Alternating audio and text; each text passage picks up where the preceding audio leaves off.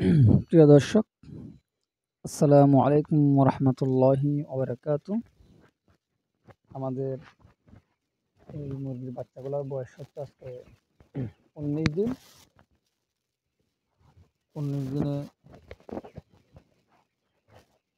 বাচ্চাগুলোর গড় ওজন হবে 600 থেকে 700 গ্রাম পর্যন্ত। আমাদের এই বাচ্চাগুলোর ওয়েট একটু কম আসছে দিন হিসাবে। ওয়েট কম আসার কারণ হচ্ছে মুরগিগুলোকে একটু সর্দি প্রবলেম করছে, কারণ বাচ্চাগুলো কারণ থেকে ছাড়ার সাথে সাথেই সর্দি ডিস্টার্ব করছে,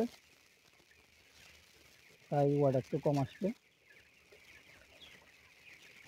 আমরা মুরগিগুলোকে সর্দির জন্য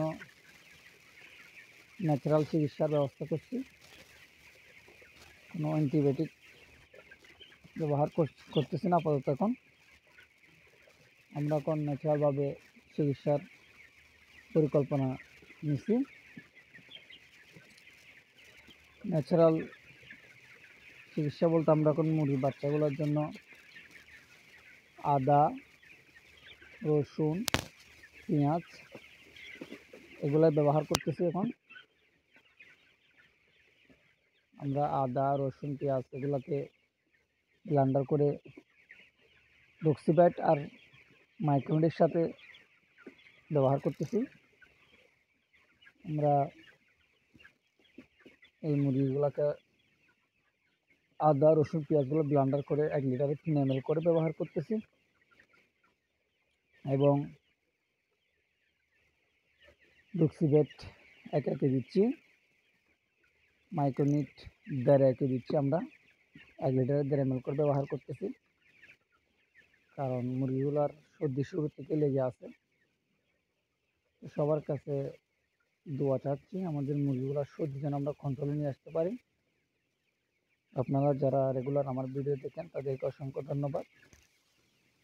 যাদের মুরগির সর্দি বেশি হয়ে যায়, নাক দিয়ে পানি পড়ে, তারা আমার মতে এইরকম ব্যবস্থাটা নিলে ভালো হয়।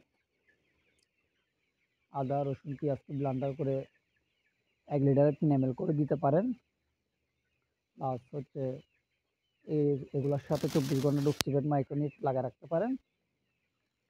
আর এসপোকিয়ার বা পালমোকিয়ার বা ওসিমেন যার যেটা ব্যবহার করে থাকেন তারা ওইটা দিয়ে ডেলি একবার করে স্প্রে করবেন, কারণ এখন শীতকাল, তাই একবেলাই ব্যবহার করা ভালো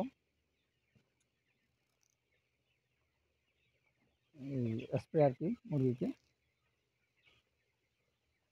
যারা আমার রেগুলার ভিডিও দেখেন তারা অবশ্যই মুরগির সর্দি হলে এই পদ্ধতিটি ব্যবহার করতে পারেন।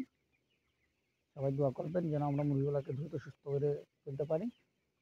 আজকে মুরগি দুটো নষ্ট হয়ে গেছে, এগুলোকে পরীক্ষা করে দেখলেও আমরা হালকা পাতলা নাকে পানি আসছে, সেজন্য এই সমস্যা হচ্ছে।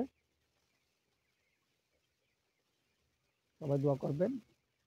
আসসালামু আলাইকুম রহমতুল্লাহি ওয়া বারাকাতুহু।